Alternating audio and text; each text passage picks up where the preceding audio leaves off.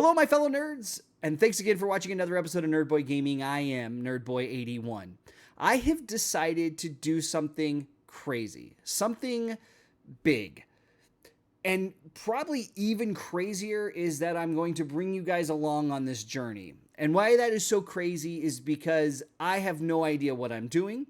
There is a high potential for failure and quitting and cursing and just generally wanting to not do this anymore. Ever since I was a little kid, I've been enamored by video games. I've loved them. I've played from 40, oh my gosh, almost 40 years of video games. From the original Atari to the Nintendo, playing games like Joust and Pitfall and Centipede and Pole Position on the Atari to, the old school Zelda and Mario and so many more great games.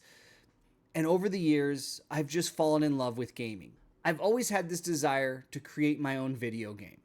Something I've always wanted to do, but quite frankly, have never been able to attempt. I would watch videos on what you need to do, but then I would always get overwhelmed, or I would get this idea and then I would kind of start thinking about it and then just remember the fact that I don't know anything about coding. So that's flag one. Number two, I am not an artist. I am more of a math brain. I am terrible at art. I can't even draw stick figures correctly. So that's number two. And then number three, I know absolutely nothing about music. And those are three major components to game design that I have known nothing about. And so anytime I started getting this idea of, that game has been bouncing around your head, Joe, let's do it. Let's finally sit down and let's make it.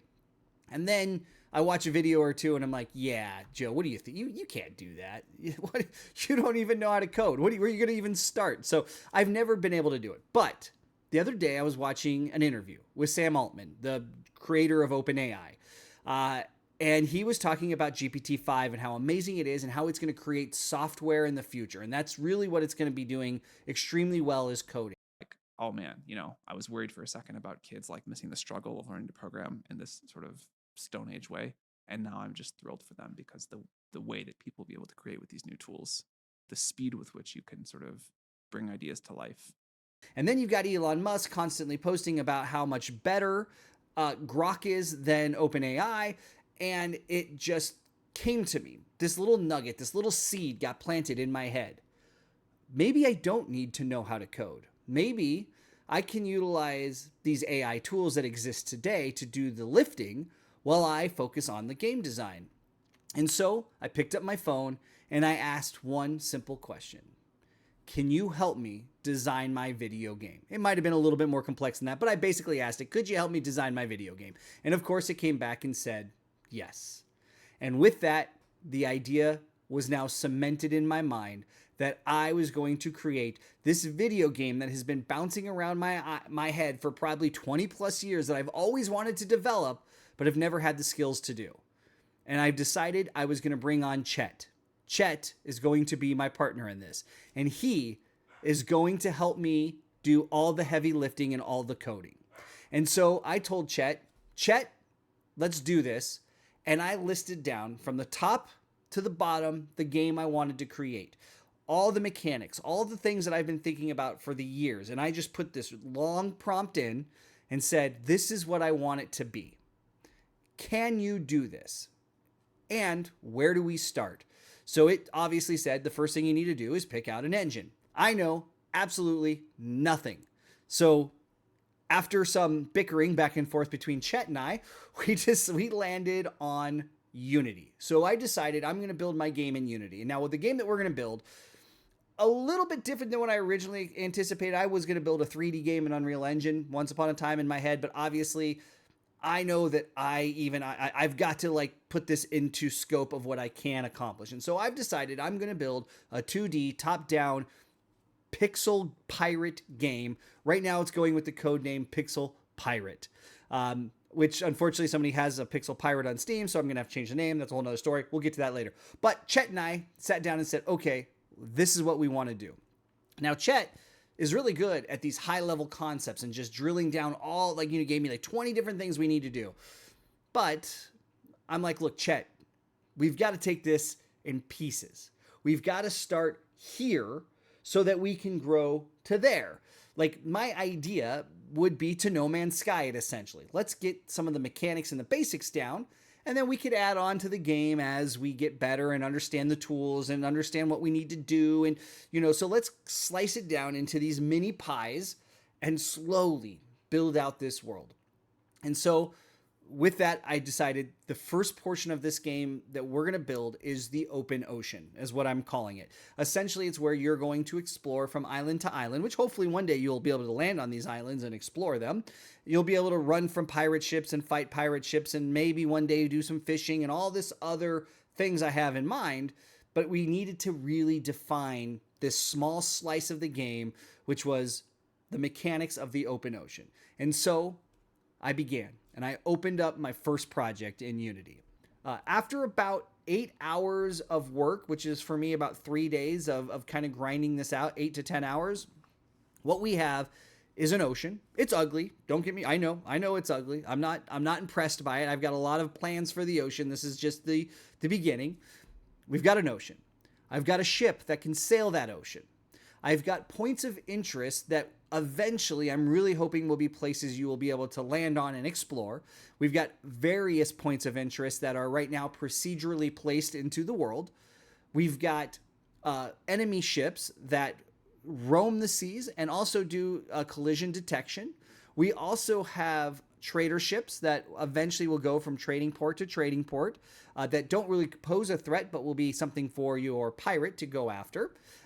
We've got a world that I am calling a round world. Essentially, when you reach the edge of the map, it bounces you back to the other side. So it acts like the world is round. It's very jarring right now. We got to clean that up. We've got a list of bugs to fix. We've got ships that pass through each other. We've got collisions. I am happy to announce, though, that we are no longer passing through the islands, that those they are doing some detection and moving around them.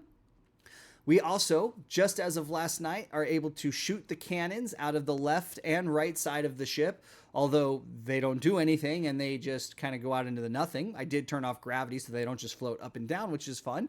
But we're making progress, and we are slowly but surely putting this together, focused fully on this slice of pie. And really, at this point, I'm feeling pretty good at what we have, and what I've got, I am pretty proud of. It doesn't do anything. It's just the basics. But for me, it feels like the first step into a dream or to a bucket list that I've always wanted to do. And yes, thanks to AI, I have begun that process. Now, in those 3 days, I have also brought on Georgia, Pierre, Thomas.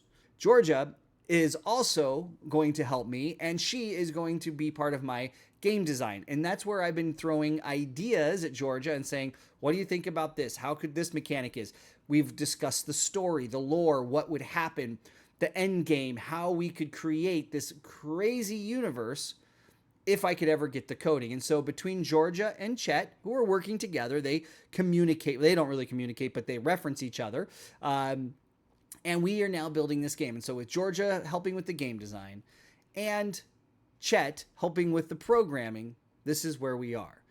Now, before anybody throws a ton of shade, and you probably already have, the comments are probably already going crazy, AI this, AI that. I get it. I'm trying not to make AI slop. The only thing I'm relying AI on for so far is coding and helping me flush out my ideas to make sure I can prompt Chet properly to get the codes I need to make the game I want to make.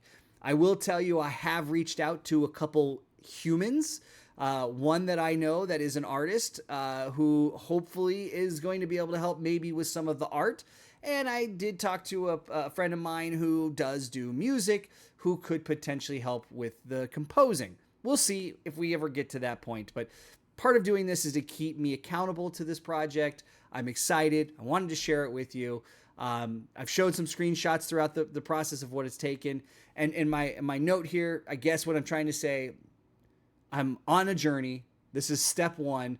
And I hope those of you who have had this dream are watching and are willing to take a chance and press that new project button and utilize these tools that exist in the world today to be able to potentially fulfill a dream or a desire that you've always wanted to do. We will see what happens. We'll see if we can make this game anything, but we are certainly on that journey. But guys, thank you so much again for coming. If you're new here and you haven't done so, hit that subscribe button. Yes, I've got a lot of other gaming. I will play games again. If you hit the subscribe button, what you're going to probably get on this channel is you will get, I'm still working on Survivor Man, my last Ark series.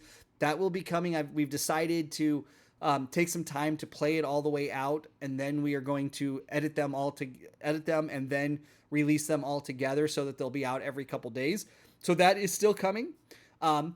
This game has taken up a big portion of my time, so I'm still doing that. And of course, if you haven't, you can go over to Vintage Movie Nights, where we're going to be talking about movies and doing that. There's a link in the description below.